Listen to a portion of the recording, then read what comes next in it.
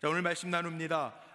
가정의 달을 맞이해서 토라, 모세 오경에서 배우는 가정이라고 하는 주제를 가지고 오늘 두 번째 시간 말씀을 나눕니다. 신앙의 DNA를 형성하라라는 제목으로 하나님의 말씀을 전하려고 합니다.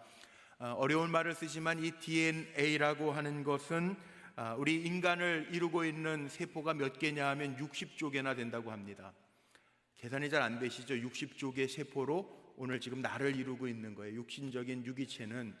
그런데 이 60조나 되는 많은 세포가 있는데 그 가운데에서 그 유전인자들이 있습니다. 그래서 우리 간혹가다 자녀들에게 이런 얘기하죠. 야, 너 정말 엄마의 붕어빵이구나, 아빠를 꼭 빼닮았구나, 이렇게 이야기를 하는데 유전인자 때문에 닮게 되어져 있죠. 부모와 자녀는 닮게 되어 있습니다.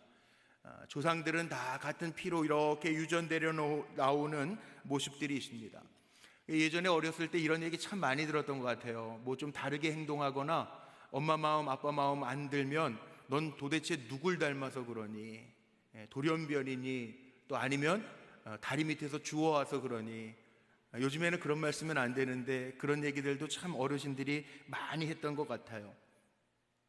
우리에게는 부모님들의 유전인자가 있어서 부모님들을 닮는데 외형적인 것뿐만 아니라 음식 먹는 식성이나 또 목소리 등등을 닮아갑니다. 이 유전인자 DNA와 관계가 있어서 요즘에는 과학수사를 하면서 아니면 어떤 사고가 났을 때 이 사람이 누군지를 확인하기 위해서 DNA 유전인자를 감식을 통해서 발견하기도 합니다. 저도 서양에서 한 10년을 살아봤는데 서양 사람들 볼 때마다 참 신기한 게 있었습니다. 왜 저 사람들은 코가 저렇게 높을까? 눈이 파랄까? 제가 체격은 어디 가나 뒤지지 않는 국제표준체적인 것 같은데 서양 사람들은 눈도 파랗고 코도 오똑하고요, 커요. 유전인자가 있습니다. 민족들도요, 우리가 왜 한민족이라고 이야기하는가? 그 유전인자가 똑같지는 않아도 비슷비슷해서 우리 한국 사람들은 한국 사람의 모습이 보여지고요, 해외에 나가도 한국 사람인 거 알아보고요, 중국 사람은 또 중국 사람의 조금 우리하고 다른 유전인자가 있어서 다르게 느껴집니다. 어쨌든 우리가 부모님을 닮는다라고 하는 것은 부모님의 DNA 유전인자가 우리에게 우리의 세포 핵 속에서 염소체를 구성하고 그 염소체가 단백질을 만드는 정보를 다 주어서 비슷비슷하게 닮는 유전자로 부모를 닮아가고 조상들을 닮아가면서 살게 되어져 있습니다. 그걸 가지고 우리는 아이고 유전받았구나, 똑같구나, 이렇게 표현을 하는 거죠. 오늘 모세오경 토라 속에 이스라엘 백성이 가지고 있는 그의 신체적인 육신적인 유전자를 말하려고 하는 것이 아니라 그들에게만 흐르는 신앙의 유전자가 있습니다. 그래서 우리 유대인들에게는 특별한 모습들이 보여지는 것이 몇 가지가 있는데 유대인의 삶 속에 흐르는 DNA 유전인자들을 보니까 다른 민족에게 없는 아주 특별한 신앙적인 요소들이 몇 가지 발견되어집니다. 첫 번째는 유대인에게서 발견할 수 있는 특별한 신앙의 유전자는 뭐냐 하면 그들은 안식일을 생명처럼 지킵니다. 바꿀 수 없는 전통입니다. 안식일이라고 하면 우리의 주일 개념이지만 유대인들은요, 금요일 해질 무렵 한 4시경 정도 됩니다. 해질 무렵부터 토요일 해질 무렵까지 만 하루를 안식일로 지키는데 이 안식일이 시작되면 가장 먼저 하는 일이 가족들이 함께 회당으로 모입니다. 유대인 마을에서 제가 지나서 압니다. 전통 키파와 모자들을 쓰고요, 부모님들의 손을 잡고 회당으로 향하여 갑니다. 유대인들이 이런 고백과 간증을 하죠.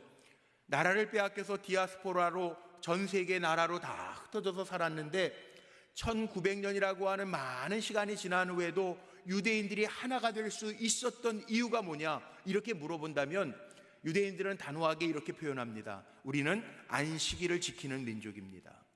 안식일을 지키면서 회당에서 말씀을 들으면서 자기들만의 신앙의 고유한 경험들을 나누면서 지금도 시간이 많이 지났지만 시간을 초월해서도 하나가 됨을 느낄 수 있는 민족이 유대민족이라는 거예요.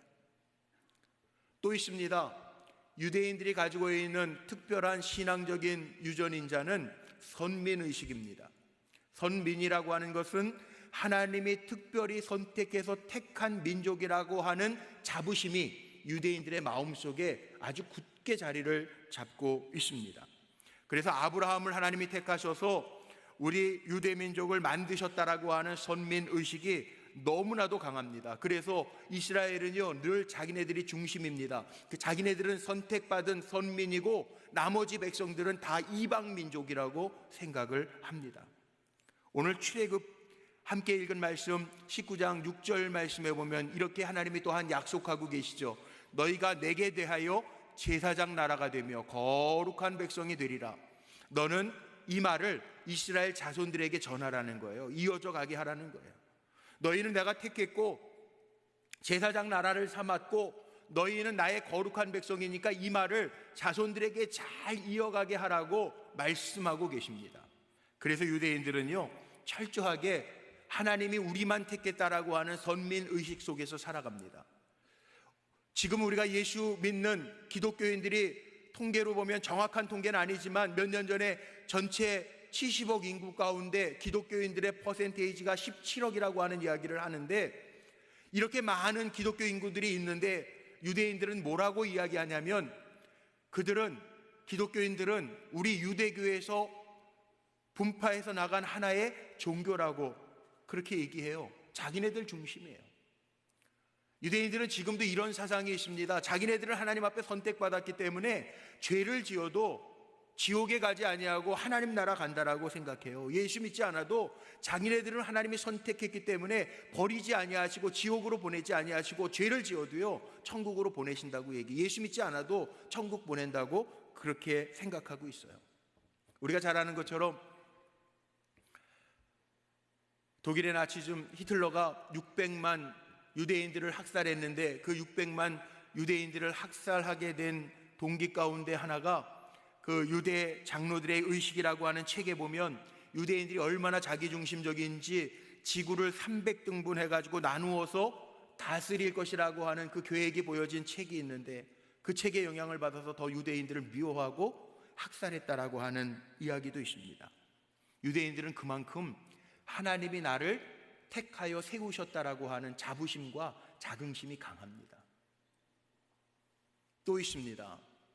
유대인들은요 승리의 DNA가 있어요. 그래서 유대인들은 언제나 자기가 강하다라고 생각합니다. 하나님이 함께 하시고 하나님이 승리를 주신다고 얘기합니다.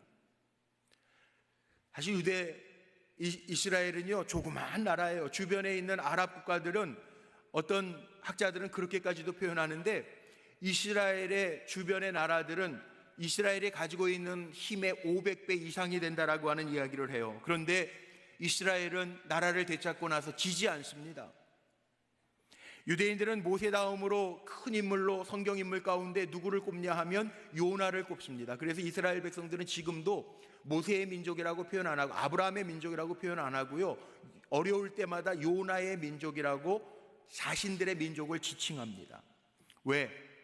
큰 물고기가 요나를 삼켰으나 소화하지 못하고 토해냈다고 하는 요나서 1장 17절 말씀을 근거로 해서 아주 담대하게 우리는 강한 민족이라고 하는 자부심을 가지고 살아갑니다. 어떻게 보면 이스라엘이라고 하는 나라는 아주 조그마한 땅덩어리밖에 안 되죠. 우리나라의 강원도보다 조금 큰 면적을 가진 땅덩어리밖에 안 돼요. 그런데 애굽도 이스라엘을 삼켰지만 소화해내지 못하고 결국은 토해냈고, 블레셋도 이스라엘을 수도 없이 침입했지만 토해냈고, 아수르나 바벨론도 북이스라엘과 남유다를 삼켰지만 결국은 완전하게 소유하지 못했고, 로마나 영국도 마찬가지죠. 결국은 이스라엘 백성들이 자부하는 대로요, 어떤 민족이 우리를 건드려도 우리는 망하지 않는다라고 하는 승리의 DNA가 이스라엘의 민족 속에는 흐르고 있다는 거예요. 전쟁을 하면서도 아주 담대하게 하나님이 우리에게 승리를 주실 거라고 하는 믿음으로 살아가는 민족이 이스라엘 민족이에요. 그들에게는 이 특별한 신앙의 유전자들이 지금도 이어져 가고 있습니다.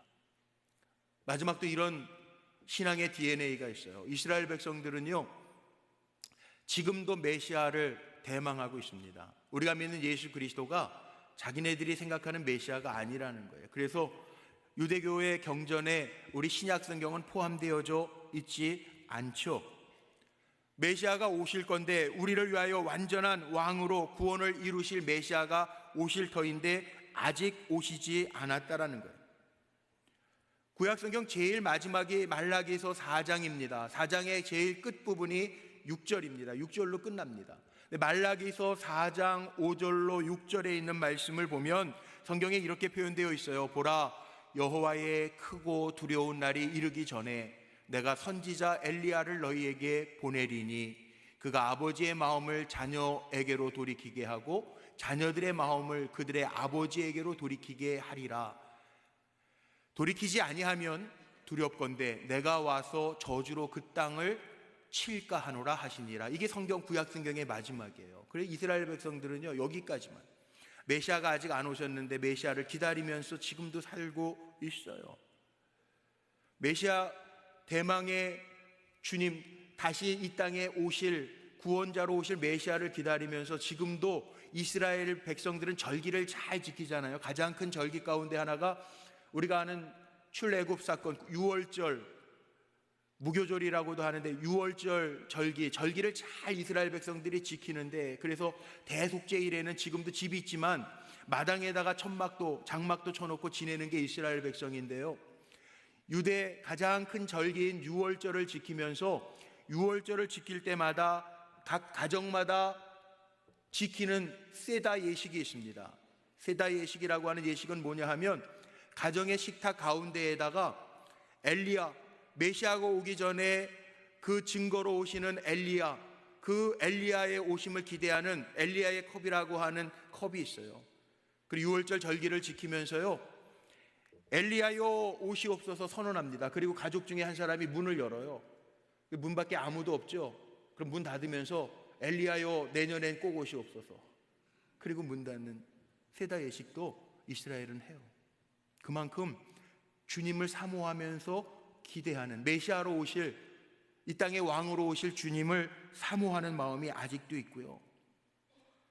그 유대인들의 이 신앙적인 모습들이 어디서 잘 표현되어 있냐면, 영화, 유대인들의 삶을 그렸던 지붕 위의 바이올린이라고 하는 유대인들의 영화를 보면 거기에도 곤고한 삶을 살아가는 유대인들이 늘 입술로 외치죠. 메시아는 언제 오시나요? 메시아는 언제 오시나요?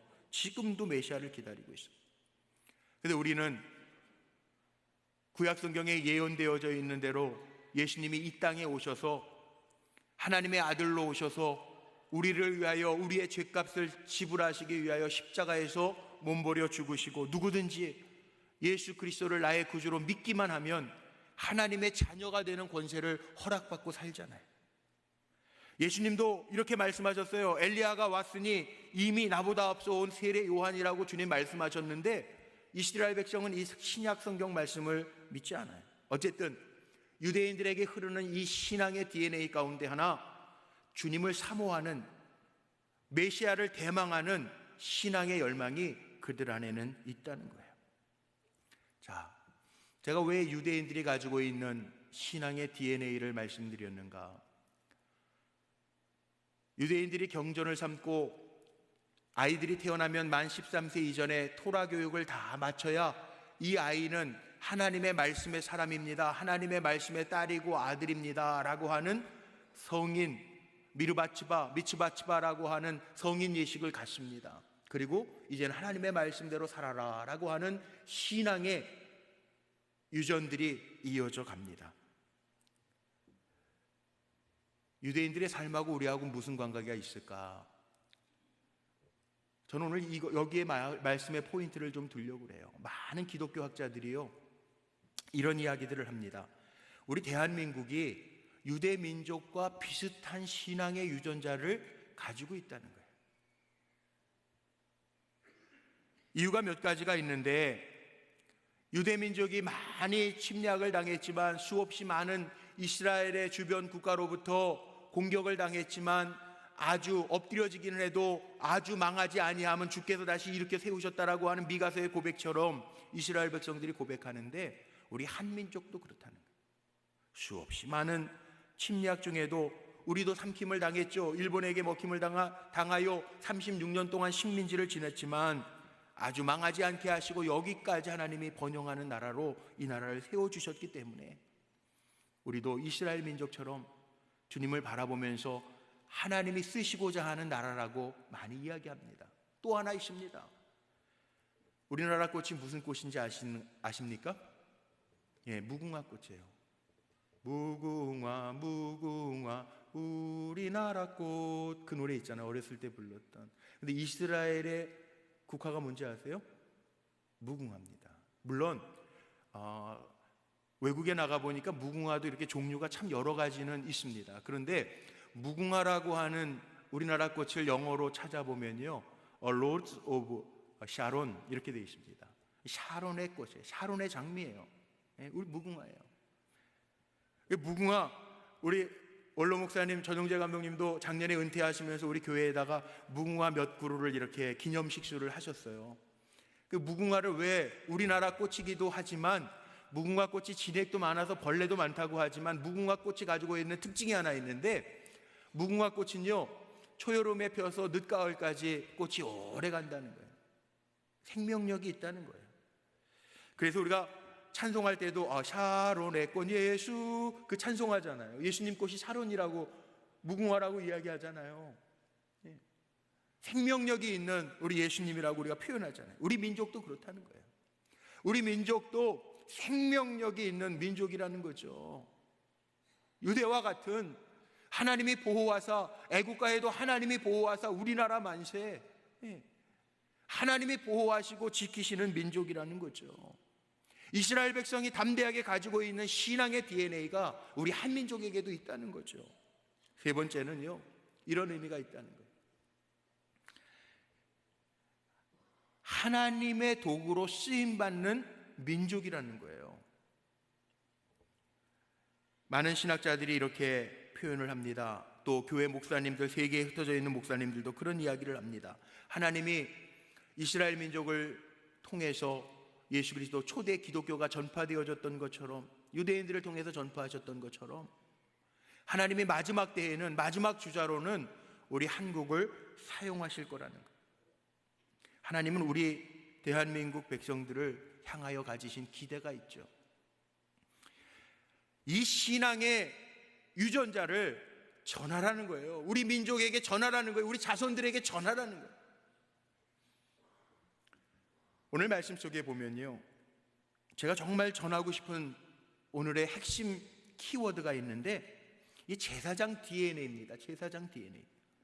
오늘 본문에 나오는 출애굽기 19장 5절로 6절까지 말씀이 우리 기독교 경전인 신약성경 베드로전서 2장 9절 말씀에 그대로 다시 한번 사도 베드로를 통해서 전파되어지는 말씀이 있어요. 우리 같이 한번 소리내서 이 9절 말씀 읽어볼까요? 시작.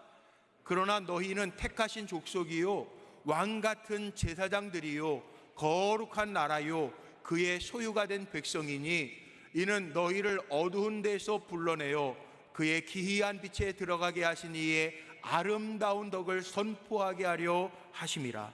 아멘.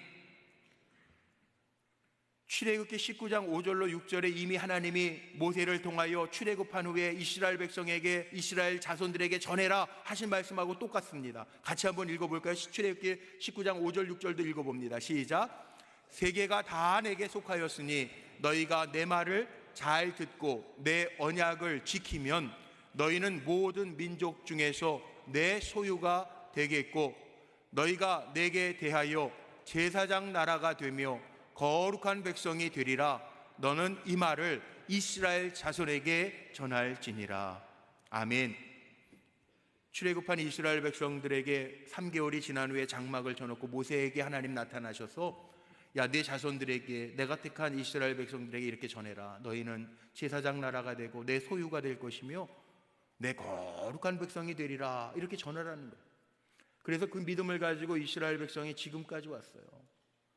우리 믿음의 사람들도 마찬가지입니다. 오늘도 예배 자리에 앉아있는 저와 여러분도 마찬가지입니다. 하나님이 우리를 택하셨습니다. 우리도 하나님의 거룩한 백성임을 자부하면서 강하고 담대하게 거룩한 백성으로 쓰임받는 하나님의 종들이 될 줄로 믿습니다. 나만이 아니라 내 자손들에게도 그걸 전하라는 거예요. 말씀을 준비하다 보니까 아주 재밌는 이야기도 있더라고요.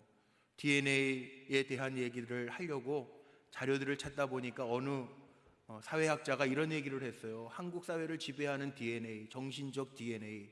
그리고 나왔는데 신앙적 DNA하고 뭐가 차이가 나나 궁금해서 한번 어느 사회학자가 말한 거를 제가 이렇게 찾아보니까 참 재밌더라고요. 우리 대한민국의 정신적으로 사회적으로 흐르고 있는 DNA가 뭐냐 하면 윷놀이 DNA래요. 윷놀이라고 하는 게 신라 시대에서부터 우리나라에 이렇게 전해 내려오는 민속놀이인데, 이 윷놀이의 DNA가 뭔가 궁금하잖아요. 윷놀이라고 하는 게 원래는 이웃놀이의 준말이 윷놀이랍니다. 그러니까 이웃과의 관계 속에서 살아가는데 우리 한국 사회에 정신적으로 지배하고 있는 DNA가 뭐냐 하면 윷놀이 할 때 게임의 법칙 한번 생각해 보세요. 빨리 가야 되죠? 같이 편먹어서 빨리 가야 돼요. 또 쉽게 가야 돼요. 그래서 막 중간에 빠지는 길이 있잖아요. 쉽게 가야 돼요. 빨리 가야 되고 쉽게 가야 돼요. 또 하나 뭐가 있어요? 잡아먹고 가야 돼요, 상대편을. 이게 우리 한국 사람들의 영적인 것, 사회적인 걸 지배하는 DNA라는 거예요. 근데 가만히 생각해 보니까 맞기도 한 것 같기는 해요. 살아가면서 남들보다 빨리 가려고 우리가 얼마나 많이 했습니까? 예? 좀 쉽게 가려고 이 방법 저 방법 얼마나 많이 찾습니까? 나만 잘 되면 됐지라고 하는 마음 가지고 다른 사람 보지 않고 갈 때가 얼마나 많아요. 남 안 잡아먹으면 다행인데 잡아먹으면 잘했다고 막 박수치잖아요. 근데 신앙의 DNA는 그런 DNA가 아니고요. 우리가 영적 이스라엘, 하나님의 구원하신 이스라엘 백성으로서 우리가 어떻게 살아가느냐? 세상의 제사장으로서 선한 영향력을 끼치면서 구원하는데, 이 일을 나만 감당하는 것이 아니라 내 자손들에게, 영적인 내 자손들에게 전하라고 하나님 말씀하고 계세요. 저는 이 말씀 준비하면서 그래, 맞다.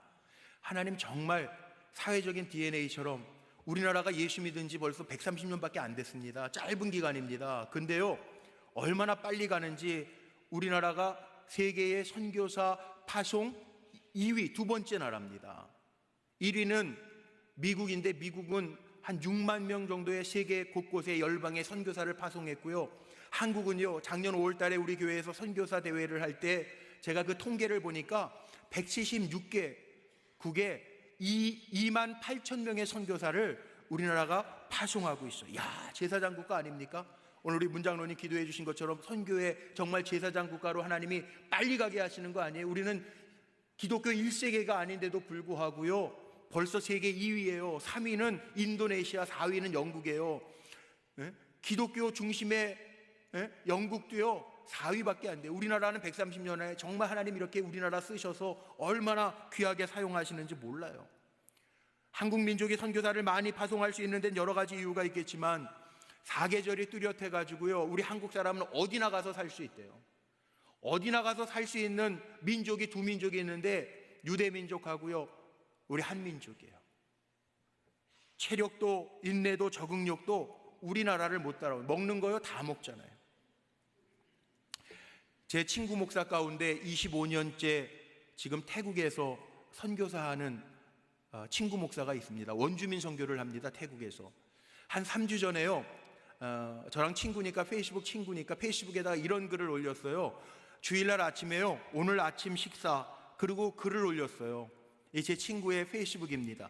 거기 뭐라고 썼냐면요, 오늘 아침 식사 메뉴, 메콩강과 인접한 차하폰 교회에 오늘 늘 자연식단들을 교인들이 대접하신다.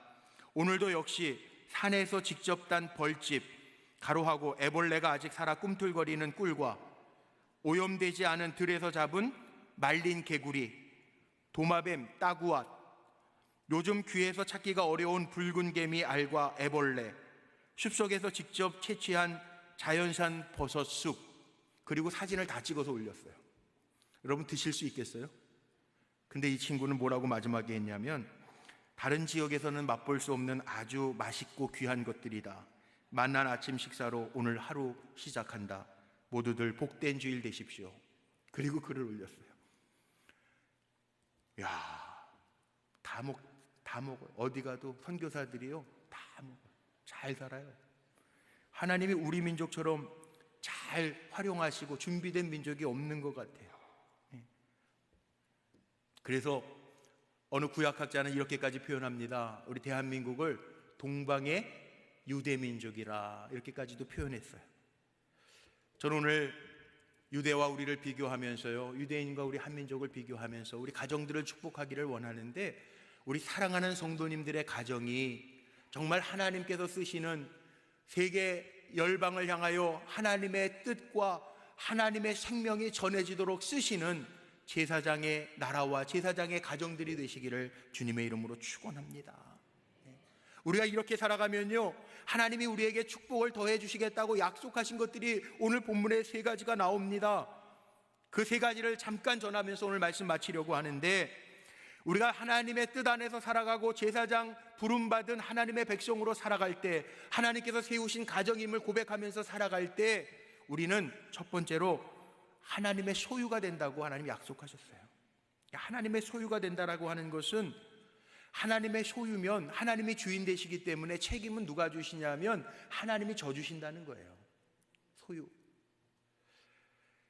이 히브리어 단어로 더 선명한데, 이 소유라고 하는 말을 히브리어로 세귤라라고 하는 단어를 쓰는데요, 이게 무슨 뜻이냐면 아주 쉽게 얘기하면 보배, 보물 이런 뜻입니다. 그러니까 하나님의 소유가 된다라고 하는 것은 우리가 보물이 된다는 거예요.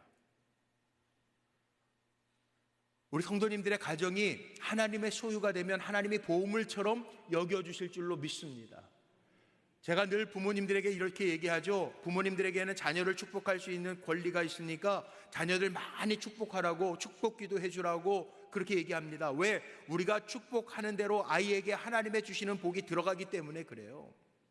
하나님의 소유이기 때문에, 하나님이 보물처럼, 보화처럼, 보배처럼 여겨주시는 존재이기 때문에 우리가 정말 신앙의 유전자를 가지고 믿음을 잘 이어가면 하나님이 우리 사랑하는 성도들의 가정마다 보화처럼, 보물처럼 여겨주시는 은혜가 임할 줄로 믿습니다.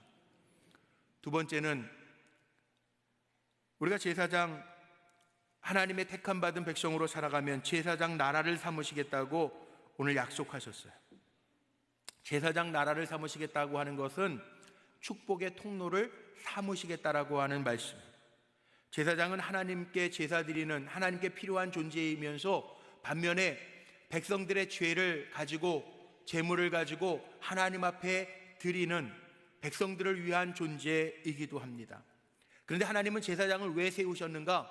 민수기 6장 23절 이하의 말씀에 보면 하나님이 아주 분명하게 모세에게 말씀하십니다. 너는 아론의 자손들, 제사장들 가문이죠, 아론의 자손들, 아론과 그의 아들들에게 이렇게 말하여 이르러라. 그리고 말씀하시기를 너희는 이스라엘 자손을 위하여 이렇게 기도해라. 같이 한번 읽어봅니다. 24절부터 시작. 여호와는 내게 복을 주시고 너를 지키시기를 원하며 여호와는 그의 얼굴을 내게 비추사 은혜 베푸시기를 원하며 여호와는 그 얼굴을 내게로 향하여 드사 평강 주시기를 원하노라 할지니라 하라. 아멘. 우리 자녀들 축복할 때요, 이렇게 축복하세요. 하나님이 내게 복 주시기를 원한다. 내게 은혜 주시기를 원한다. 하나님이 얼굴을 내게 비추사 너에게 은혜 주시기를 원하고 하나님이 얼굴을 내게로 향하여 드사 평안 주시기를 원한다. 그렇게 축복해 주세요. 축복할 때 하나님이 은혜 주시고 평안 주시고 복 주실 줄로 믿습니다. 이게 제사장이에요. 이게 축복의 통로예요.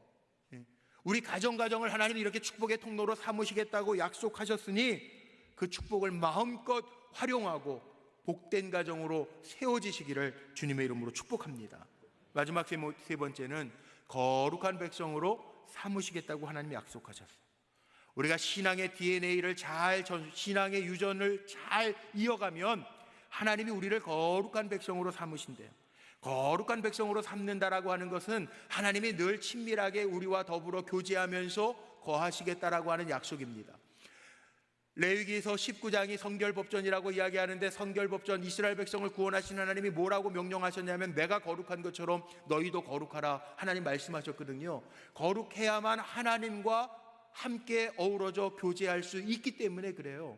우리가 거룩해야 죄 없으신 하나님과 온전한 관계를 이룰 수 있다고요.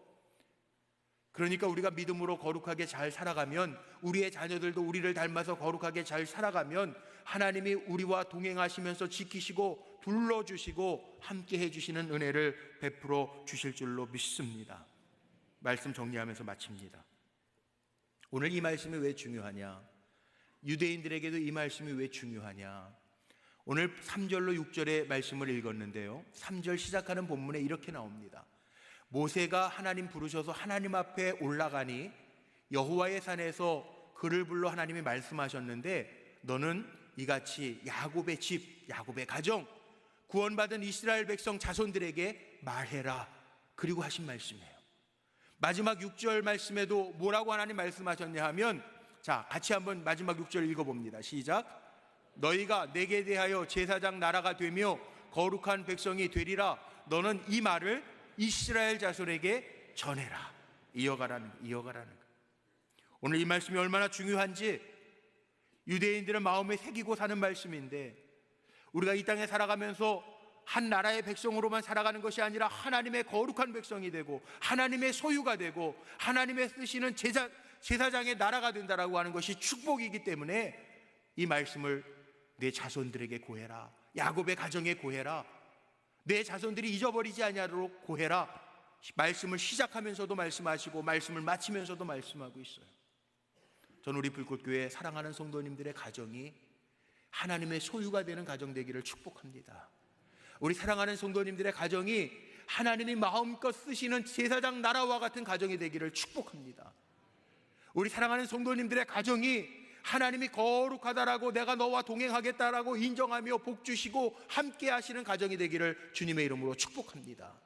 그래서 유대인들이 마음속에 담고 사는 것처럼 가정의 달 맞이해서 가정이 얼마나 소중합니까? 가정이 얼마나 귀합니까? 자녀가 얼마나 귀합니까? 내가 만난 하나님, 나에게 역사하신 하나님, 그 하나님이 내 자녀 손들에게도 이어져 갈 수 있도록 영적으로 깨어있어 하나님 주신 사명을 잘 감당하며 쓰임받는 복된 성도들 되시기를 주님의 이름으로 축원합니다. 기도하시겠습니다.